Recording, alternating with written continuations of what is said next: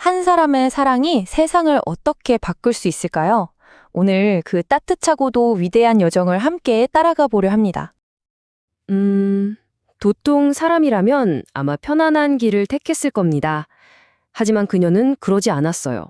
오히려 가장 아픈 사람들 곁으로, 그들의 고통 속으로 직접 걸어 들어가는 길을 선택했습니다.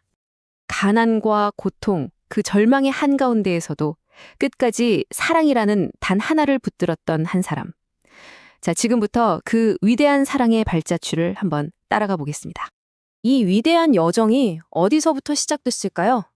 놀랍게도 아주 평범했던 한 소녀의 마음에서 시작됐습니다. 모든 걸 바꿔놓은 운명적인 순간, 그 첫 부르심의 시간으로 한번 돌아가 보죠. 1910년이었어요. 훗날 우리가 머더 테레사라고 부르게 될 한 소녀, 아니즈 곤자 보야제요가 태어났죠. 노래 부르길 좋아하고 가족과 신앙 안에서 정말 평범하고 따뜻한 어린 시절을 보냈다고 해요.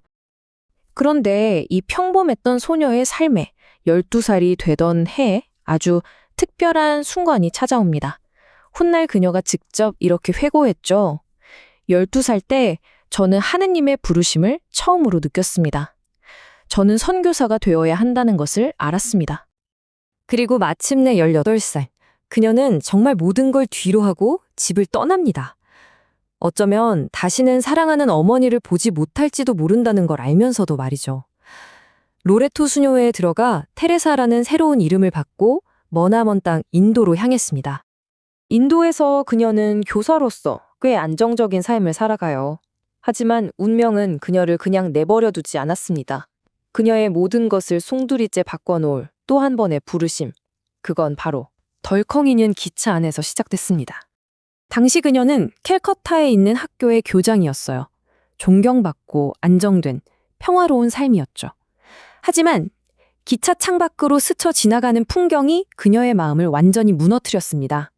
그 창밖 세상엔 굶주림과 병으로 신음하는 사람들, 세상에 버려져서 그저 죽음만을 기다리는 영혼들이 가득했습니다. 바로 그 순간 그녀의 마음속에 너무나도 선명한 목소리가 울려 퍼졌다고 합니다. 와서 나를 섬겨라. 가장 가난한 이들 안에서. 훗날 그녀가 부르심 안에 부르심이라고 불렀던 이 순간. 이 순간의 기점으로 그녀의 삶은 다시는 예전으로 돌아갈 수 없게 됩니다. 이 새로운 부르심은 그녀를 수녀원의 그 안전한 담장 밖으로 이끌었습니다.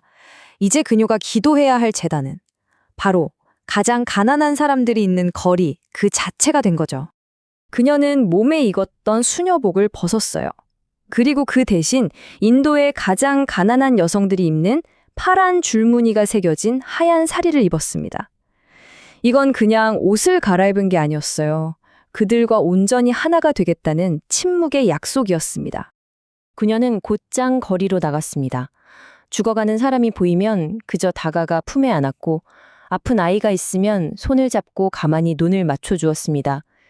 흙바닥에 주저앉아 아이들을 가르치고 버려진 이들의 몸을 씻겨주면서 그들이 잃어버렸던 인간으로서의 존엄성을 지켜주려고 애썼습니다.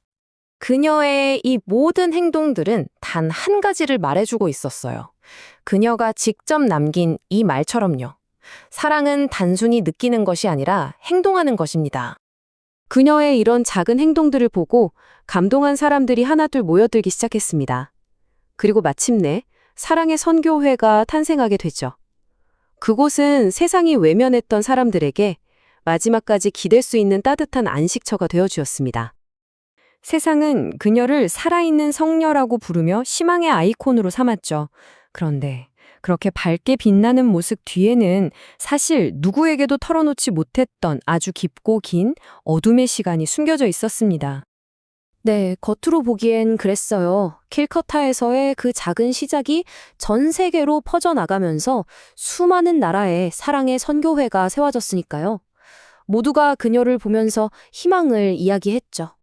하지만 그 화려한 명성 뒤에서 그녀의 내면은 무려 50년 가까이 엄청난 영적 고통과 싸우고 있었습니다. 그녀가 남긴 일기에는 그 고독한 심정이 고스란히 담겨 있어요.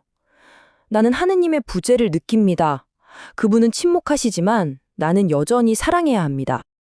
신의 침묵이라는 그 깊은 어둠 속에서도 그녀는 단 한순간도 멈추지 않았습니다. 오히려 바로 그렇기 때문에 더 필사적으로 사랑을 실천했는지도 모릅니다.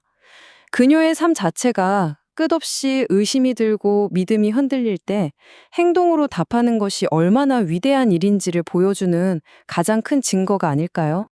세상은 그녀의 이런 헌신에 최고의 영예로 보답하고 싶어 했어요.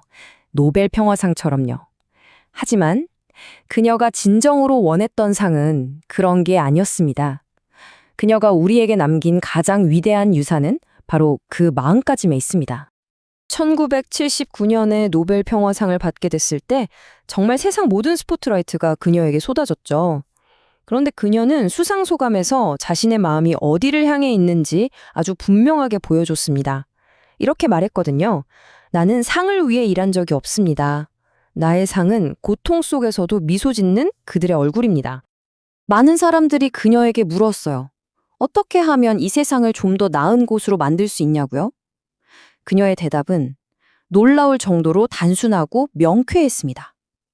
평화를 원한다면 집에 가서 가족을 사랑하세요. 거창한 구호가 아니라 가장 가까운 곳에서 시작하는 작은 사랑. 그녀에게 평화는 바로 그런 것이었습니다.